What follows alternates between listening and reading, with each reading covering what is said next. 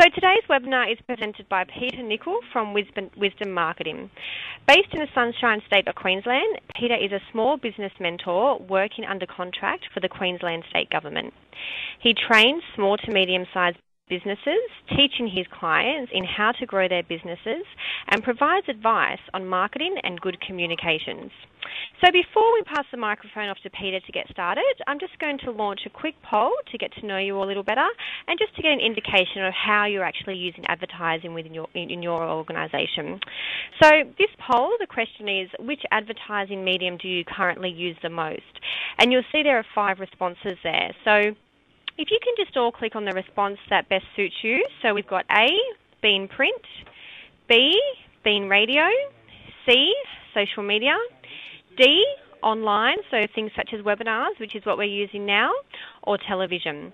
And we understand that a few of you are probably using all of these, which is great. However, just describe which one best suits you, and if you do have any comments, just type it in the messages box in the bottom right-hand corner. And we can see those responses coming through, which is great. And I'll share those in a moment with Peter, and then he can get started. So there's the results, and we can see quite a large response for A, which is print. So I'll hand this over to Peter now to get the ball rolling and to get you all informed. And there's the results for you, Peter. What do you think? Well, I'm very delighted and most grateful for giving me this dashboard to help me work with. And as a print man myself going back many years, it's good to see that my old industry is still alive and kicking. So if I may, I might proceed, Sarah, if that's all right with you. Off you go, Peter. Okay. Thanks, everybody, for taking the time to share your valuable time with me. I've owned and operated my own consultancy for 16 years, and I came to Toowoomba 32 years ago today. And if you'd have told me that I'd have been using technology like that in those days, I think we had just introduced the fax machine to Australia, so that'll give you some idea of how fast we've come. But during the course of the next 45 minutes or so, I sincerely hope I can impart to you some of the things that I have successfully been able to communicate to my clients and customers when I was in the newspaper industry, to help them make sales and to better their businesses and to help them achieve their dreams. So during the course of this webinar, we'll be talking about, and not necessarily in this order, but copywriting, copy that sells, writing good headlines, the principles of layout, and understanding about audience. I had the great fortune as a younger man to work for Unilever in London, and then they sent me to India for 3 years, and I had the good fortune to meet Lord Leverhulme in Bombay, in those days it was called, and he had a famous saying that said 50% of his advertising works, as he didn't know, though, that which 50% did. And being one of the world's largest consumer companies, when people say things like that, they're really saying that, you know, that advertising is, as we're all probably aware, not a precise science, but there are some things that I'll show you today that may take some of the mystery out of it and hopefully demystify some of it for you. First of all, there's a principle that I am guided by, is that advertising is salesmanship or communication multiplied by the medium. Now, many of you have indicated that print is your primary medium, but it doesn't really matter. The ability to be able to take your individual message and to multiply it by the medium that you're using is a key to understanding how advertising works.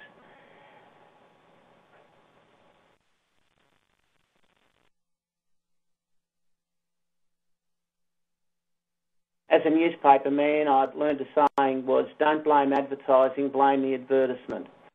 Let me make this very clear. I use the word advertising in this presentation, but call it communication if you like. And the reason I'm doing that is that I see on the enrolment list that there are some people there who are not in the business of selling per se, But they are in the business of communication, trying to get to members, getting them to do things, getting them to resubscribe, getting them to act. But if you want to market things, you need a good communication strategy to do it. And your advertising communication strategy must be tied to your marketing plan. And that's no doubt what will require some sort of advertising communication.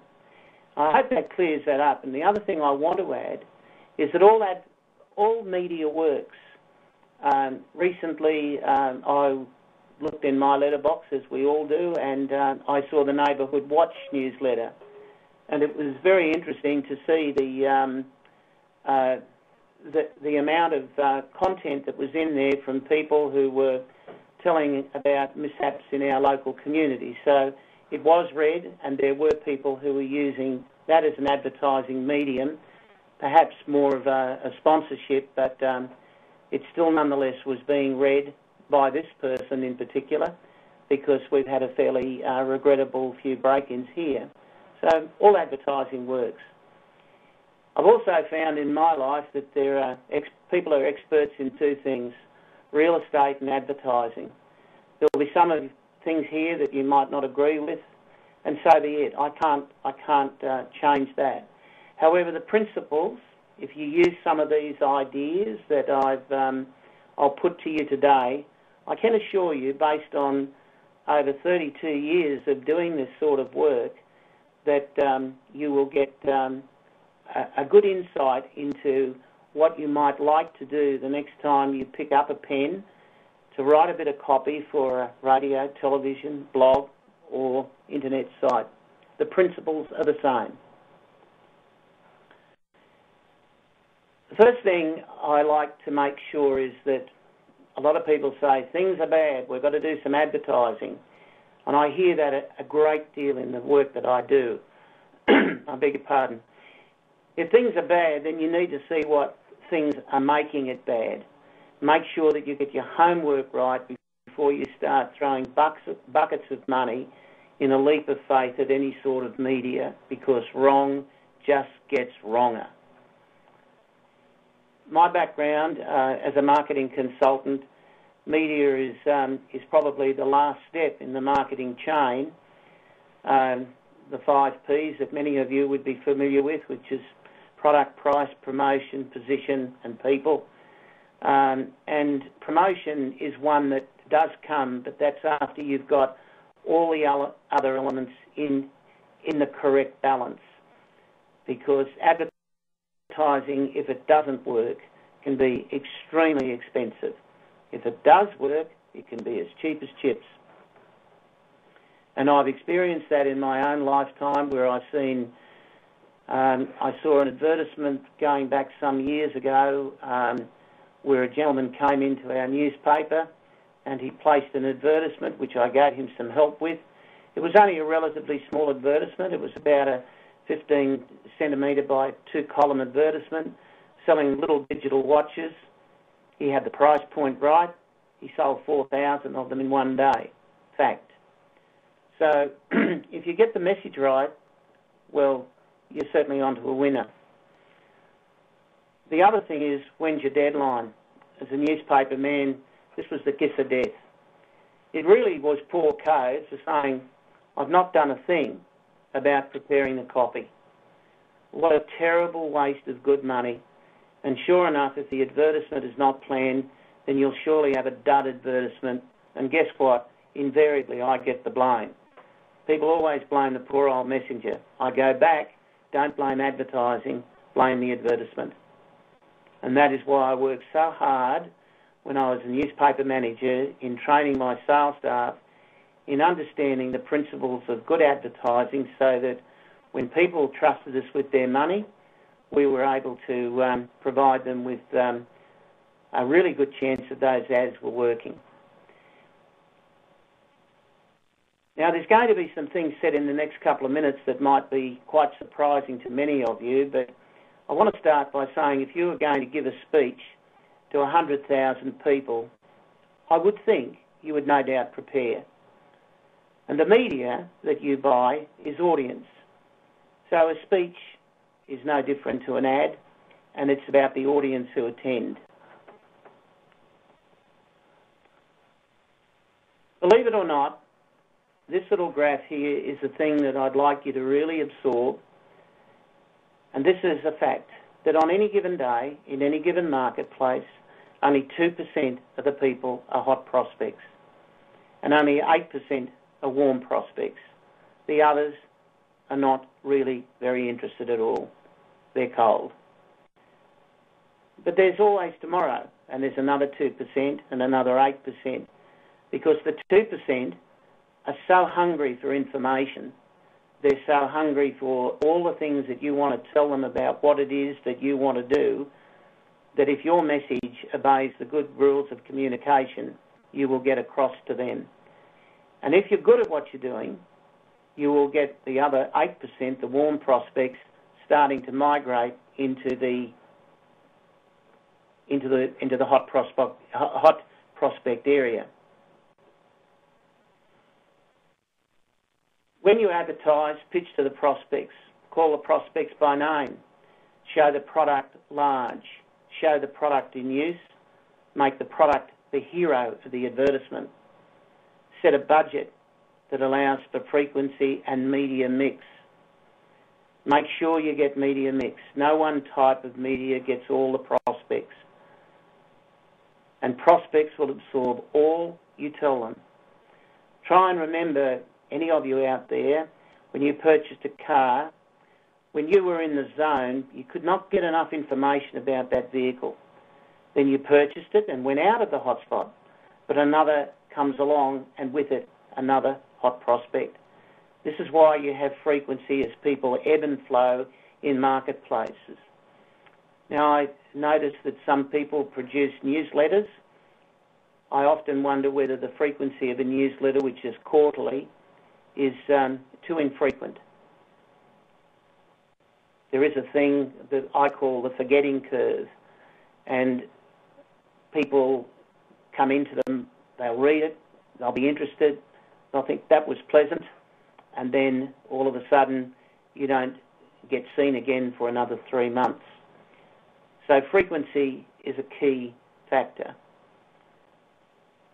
Media mix is also another key factor. I was recently doing some training in a Western Queensland town where one of the participants was a very successful pizza Italian restaurant. They used to produce, and still do, produce a catalogue, and they also bought radio. But they never bought the radio at the same time they put the catalogues out. Now that might seem, strange to some of you, but they felt it was appropriate to do it that way. And when I showed them how, if they used the radio to advise the marketplace, it was a Western Queensland town, so there was a lot of audience in the radio station out there. So they were reaching a lot of people, and we were letting a lot of people know that there was going to be a first-class array of meals and deals from this eatery. So when you realise that you've got $1,000 or so to spend on an advertisement, just make sure that you consider other media to support it on its journey. So instead of taking the $1,000 and putting it into one, put it into a couple of media that will support it, as I said. So again, imagine yourself, if you're going to prepare an advertisement, that's you in the middle of that football arena, and you're trying to tell your message, and in that group of people, that massive crowd, 2% are hot prospects and 8% are warm prospects. And you've got to work jolly hard to make sure that they're affected and persuaded by your selling message. Good advertising is all about reach and frequency and media mix. I've often say to my participants, go outside and yell out, anyone who comes in now, I'll give them $55. Make it 50 if you like. I bet that no one would hardly come in, but if you do it on a regular basis, maybe 2 or 3 times, chances are you'll start to get a following. So remember, you have to inform in order to persuade, and you'll have to do that with some type of frequency. The mediums you use, their audiences, and their relevance to you or your products needs research, and therefore it's hard to identify in this forum. But you've got to make sure that your product matches the market. And there's so many diversified media out there now that there really is a very good opportunity for small businesses to find their target markets with an audience or with a media, I should say, that will help them along the way. However, please get to know your prospects and what they use as a media, and then you're starting to get some match. This is all about getting home right. Okay, ADA, live and die by ADA. Attention, interest, desire, and action. Reach, we've talked about, equals audience, the right one, frequency, the number of times you have to touch them to affect a selling message. And normally the number is about 3+. All media works if the audience matches your products. It's a very broad statement, but usually fairly true. But how cost efficient and relevant is it to your market? If you have an amount of money to spend, do not blow it all on one advertisement or one media. And this is at the risk of being repetitious. I know we've discussed this a few moments ago, but I think this is the most important thing. Media mix is vital. Some big campaigns are bringing in all aspects of mainstream media and now social media. So you have to astutely plan a media mix that suits your budget and is targeted at the prospects.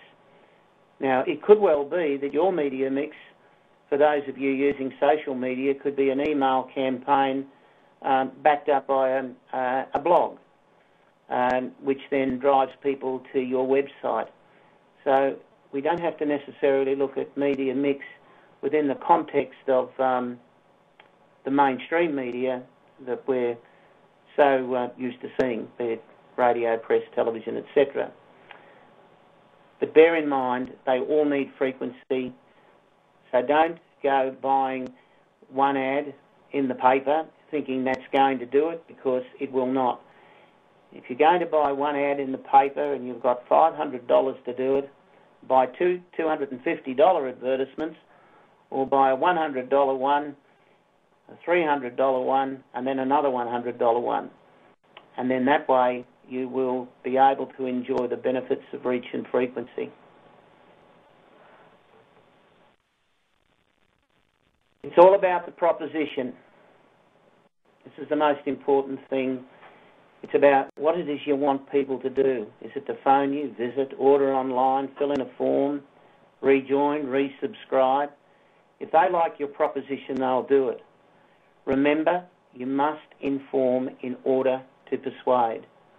And the only way I have found to do that is to obey these rules of attention, interest, desire, and action, ADA. Keep your message consistent. Make sure that what you say in your advertising is what you say when you're selling over the phone or face-to-face, etc. I often use the example of when people are being photographed, they often put on a silly face, which is not them, so that when people do meet them in person, they can be completely different to what the photo may have been. So make sure that your advertising reflects the products and services that you offer. The key selling point, those key selling points have to be in your advertisement. The whole idea is to get people to do something, sometimes called a call to action. That is, come to the shop, pick up the phone, click on a mouse, and when they do, they need to hear more about what they just read, seen, or heard about. Therefore, make your staff, and yes, you too, know the major benefits of products advertised. Now, it is not uncommon for me to speak to the owners of medium-sized businesses who do advertise, and they have not told their staff what they're going to advertise that week. They don't cut out copies of the advertisement. They don't have a staff meeting to tell them what to be prepared for when customers come in. This is a terribly important part. And for those of you that are sending out newsletters to subscribers and to not-for-profits, let the staff members who know what is going out, and maybe they can even make a contribution to the content as well. You've invested a big quid in the campaign. It has to give you a return. And as I said, it can be very expensive if it does not work. So plan and plan well. Now the copywriting sides of things. People only buy things to get benefits. You only came onto this webinar today, not only because I suppose it was free, but there was a promise that touched with you that you could get some benefits out of it. The best way of putting in what's in it for me. And always remember, it is the hot prospects that are the most hungry for information. Remember when you purchased a car, paying for that room in your house, a new appliance, it had to appeal to you and you alone, or your partner or your family. A feature is something that stays in a product whether it is sold or not. A benefit is something that the customer derives from a feature. Customers only buy on benefits.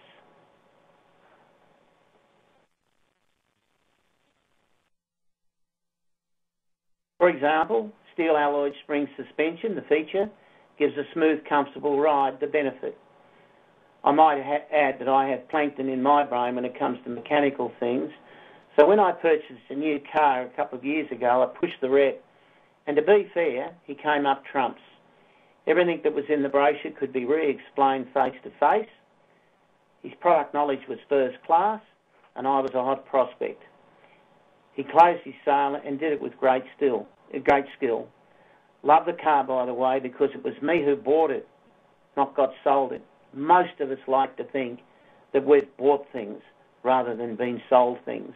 And that's the persuasive skill of good copy. To let people take control of what it is because you've heaped lots and lots of benefits into your copy. How do you do this? How do you find the features and in a product? List all the features in your products and then do a list of the benefits that are derived from the features. And it will look a bit like this, and I'll show that in the next slide. With my sales teams in my newspaper days, we'd take a chair and we would list all the features that were in that humble old office chair and then translate them into buyer benefits. And we could do different and ordinary things each week as a sales team.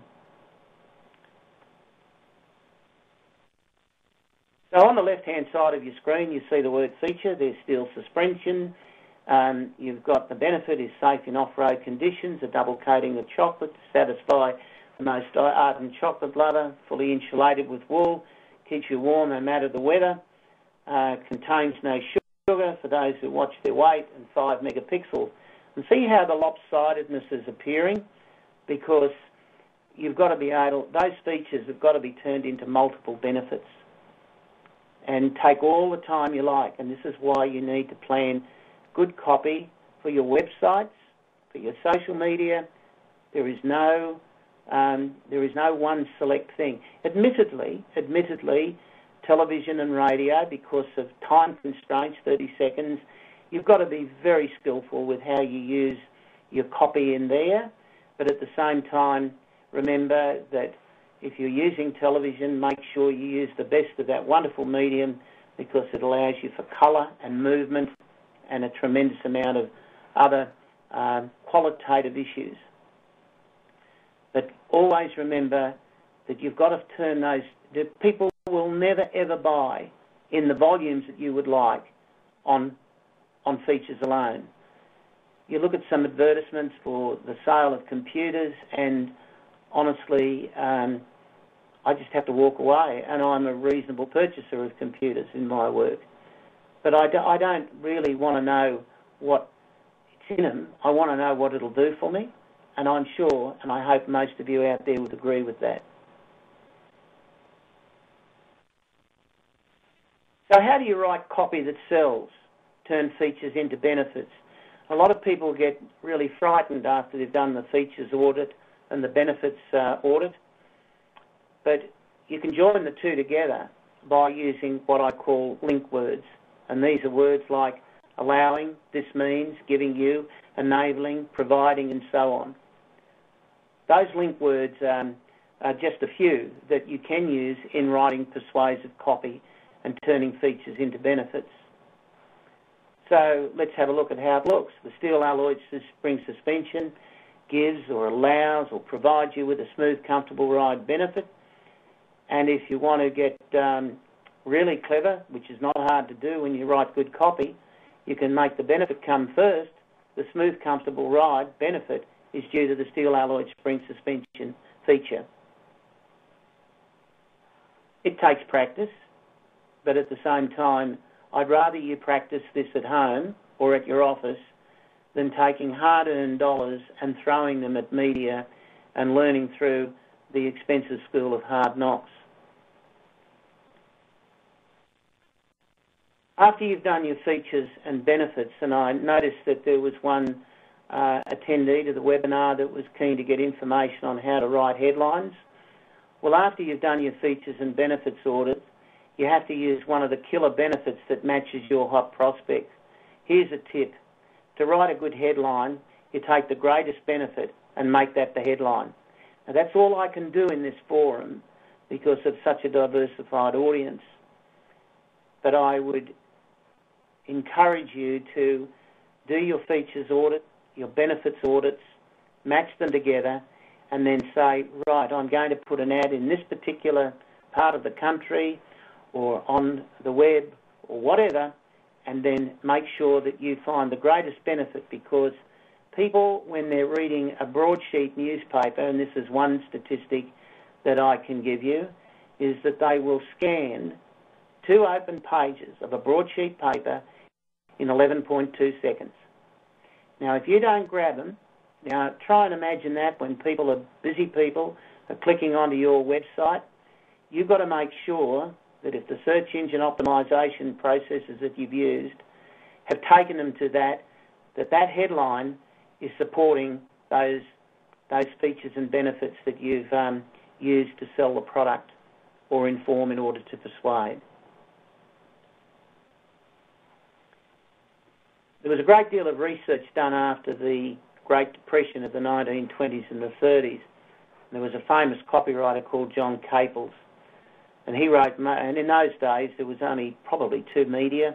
There was certainly no television, or commercial television as we know it, and radio was around, and there may have been the penny savers, which are like the precursor to today's modern day catalogue. And he said if he had 10 days to write an advertisement, I'd spend 9 days writing the headline. And believe me, when people are scanning in this busy, cluttered world that we live in now, you have to make sure that your message really is well researched before you start spending valuable dollars in the ether. There's that fact. I'll scan 2 full pages of a broadsheet in 11 seconds. Your website must have a powerful set of words to get busy people to go further into the search. And a headline probably would max out at about 10 words. Email campaigns are the same. Headlines for websites, headlines for blogs. That's my advice to you.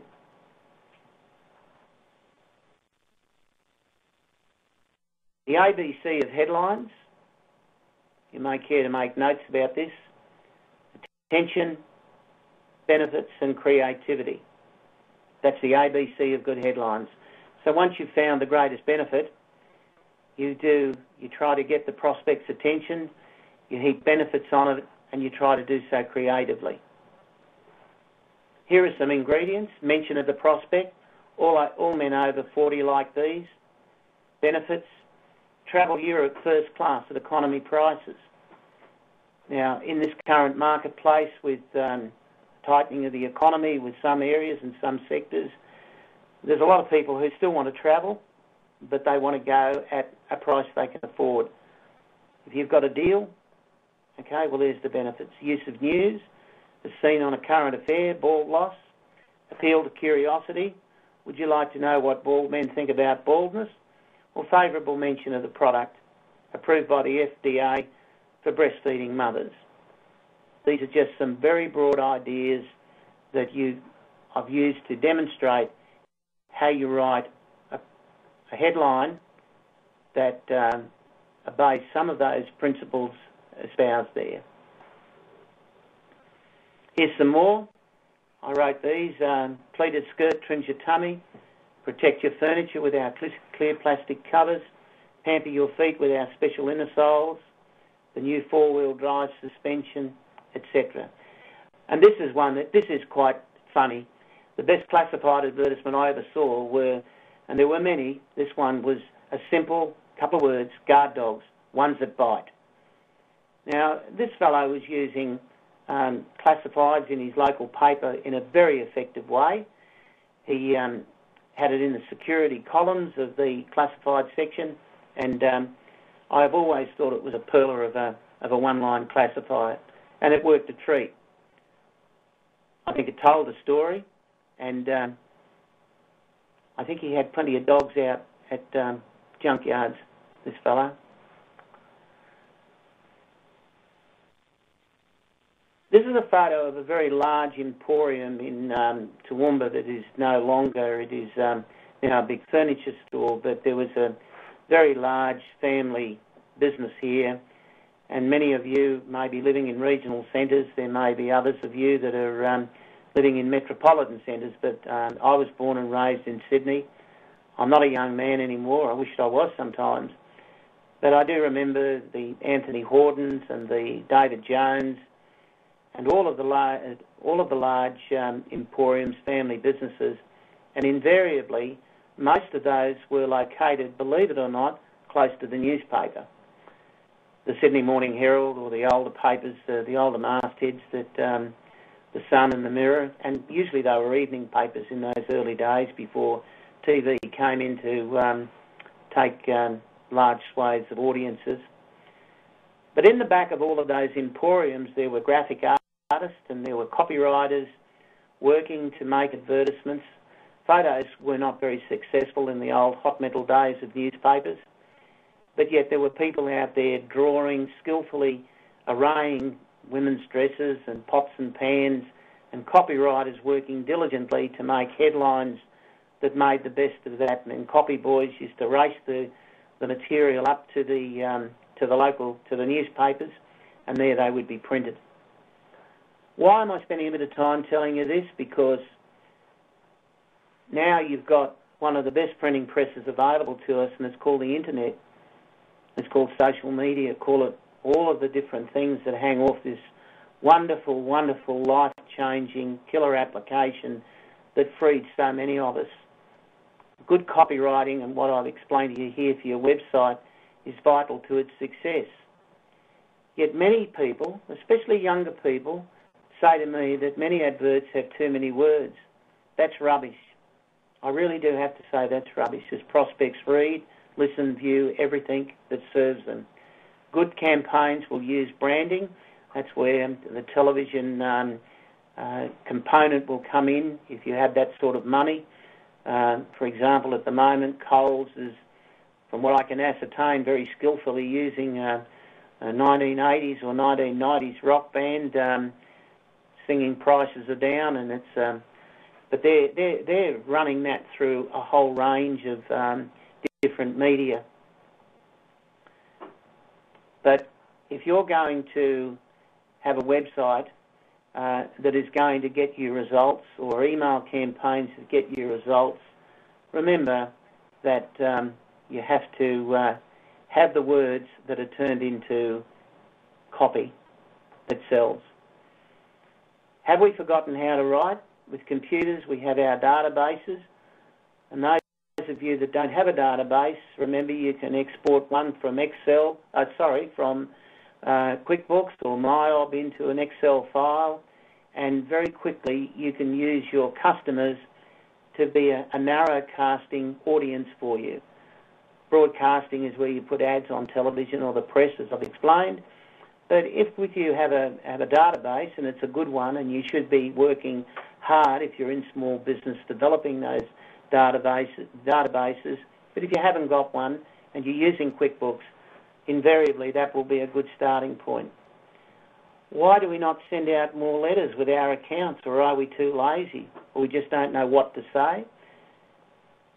You've spent $1.20 at least on an envelope these days. By the time you've paid for the envelope, the piece of paper, the statement, someone to fold it, put it in there. Why not, because you've paid for that amount, why not put a bit of advertising into that?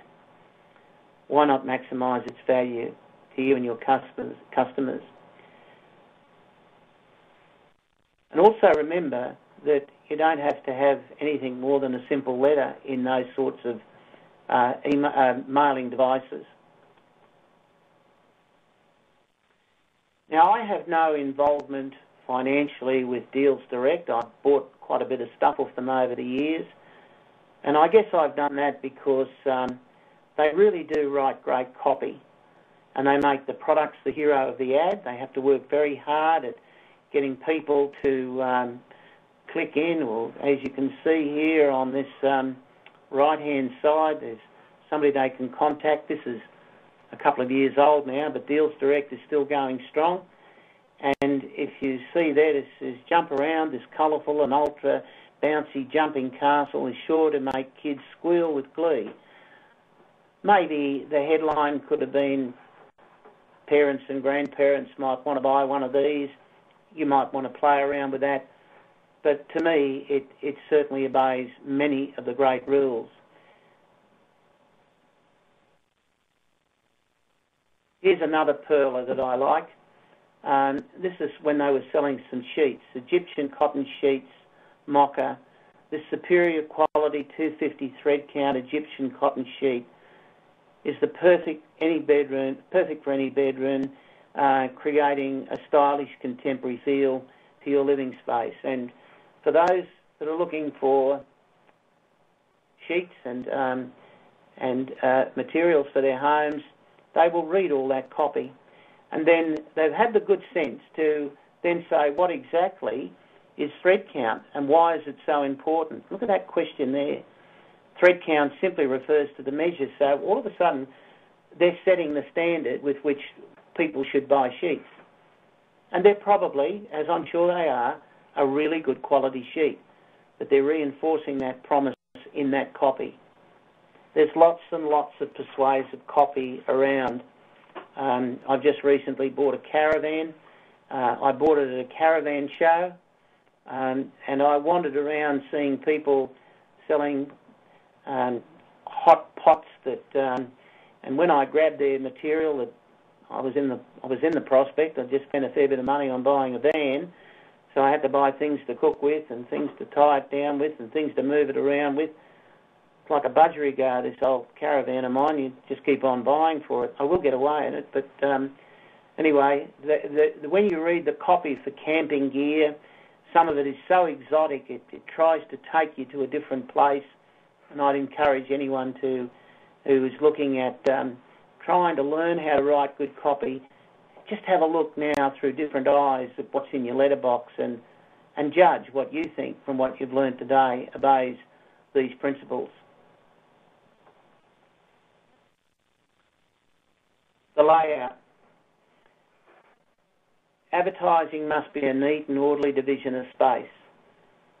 Now, if you're in printing, we say white space sells. The same applies to the web, the architecture of the site. This is why it's wise to invest in good layout artists when you are going to do something, because the market is very sophisticated. There are an extraordinary number of very talented people who will help you with web designs, style guides for your printing, helping you with logos, etc. And electronic media needs structure, sometimes called a storyboard. But the way you tell a story is you find a man, you put him up a tree and you get him down. So you must make sure that you've got structure and that it is a neat and orderly division of space. How many stars are here? Well, there's 12. I'll let you count them. How many here? 12. Same number, just laid out a little bit better. We have found that this wonderful thing called the computer and all the varying software packages that are in Microsoft Office and others empower many of us to create our own newsletters, and if we haven't got the layout skills or the copywriting skills, we end up with something that unfortunately doesn't achieve the mark.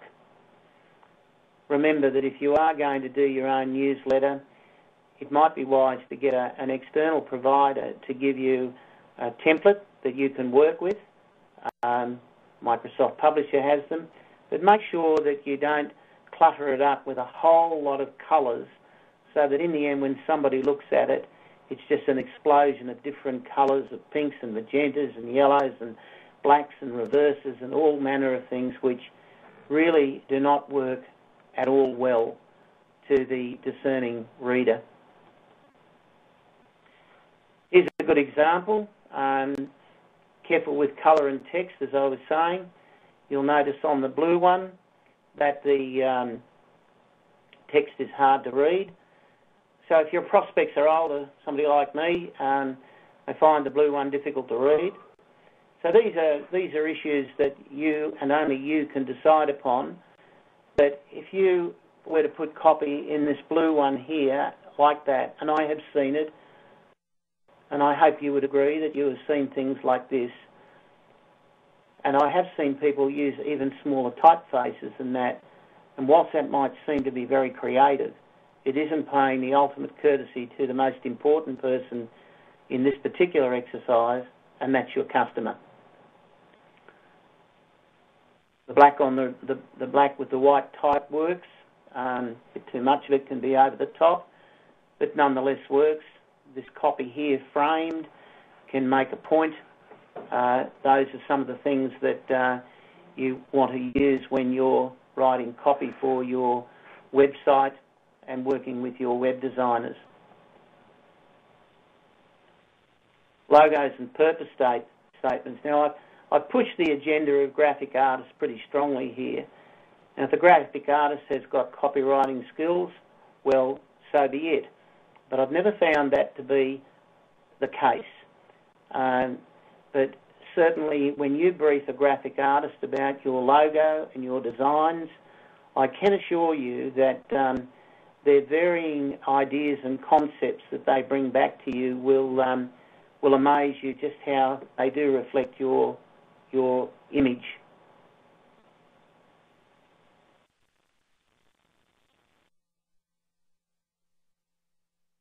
Now, audiences. These are the most important part. The audience are going to be the people who are going to listen to your message, and you've got to find audiences where you'll think you'll find the most number of hot prospects. Now, a newspaper, it goes out and it gets its audience straight away. But electronic media accumulates its audience, and this along the bottom here are spots, and this going up the left-hand side is the audience, and let's say it's by 1,000, so we've got 3, 5, and so on. So as your advertisement one goes in, it might get to 3,000, and then it gets to 5, and so on. They call this a bell-shaped distribution curve. If you are going to buy mainstream media, and for those of you in the metropolitan marketplace, I'm sure you're very blessed with most of your media providing you with very good audience information. So I would suggest that if you are going to buy any sort of media from an external provider, whether it be a newspaper or a electronic media, make sure that you have a look at the audience that the independent research gives. Be very careful of publishers' claims. In the metropolitan areas, you're very blessed again with having the wonderful use of suburban papers. They are read, they're very well supported, and they do claim, and I have no doubts about that at all, that they do have 100% penetration into their marketplaces. But if they were to have readership information, because delivery doesn't mean readership, you want to get readership figures with newspapers. So when you're buying electronic media, if you've been told that you could make a good deal with a runner station buy or something like that, and they're quite good for people who have got the money, but sometimes you can get the maximum audience a lot earlier by paying the premium rate to be around at the early time for radio between, say, 6 and 9 in the morning, and you'll get that audience fairly quickly. Then after that, as the audience drops off during the day, which some of it does in some radio stations, and it's a very cluttered media market, you're starting to put all these spots in here at X amount of dollars, which could be perhaps used in other media. Again, your decision. But I do a great deal of this, and if I can't get the research, and to their great credit, the television industry do provide excellent research in my market up here, I'm able to work out my audience and reach and frequency schedules fairly easily, thanks to their preparedness to stump up with who's listening and watching and viewing their stuff. Now, I'm very close to the end. I wanted to talk for a moment about cooperative advertising. 90% of the brochures that you see in your letterbox from the large electrical and furnishing and food retailers are funded by cooperative advertising. And this is where the suppliers provide an amount of advertising support to increase the size or ensure that they get visible in the overall scheme of things in the promotions that the large shops do. I'm proud to say they made a couple of films about what I did with cooperative advertising, and I have been able to, in my consultancy work, produce for a number of my clients, in one case, a 120-page brochure. Not a brochure, it was a product manual that was supported with $80,000 worth of supplier money. Now, don't sit there and say, we're too small for that. If you were to go to your accounting department and ask them to give you a list of the top 20 people that supply your organisation, you would be surprised at the amounts of money that you have spent with them, not over one, but look at it over 2 years. And then write to them, and usually I have an opening statement that says, as a supplier to my organisation, I write seeking your advice, your involvement in the following, which will be of mutual benefit to both of our companies. And normally I weave the words in there that as our success is your success, because the more you sell, the more they're going to sell to you.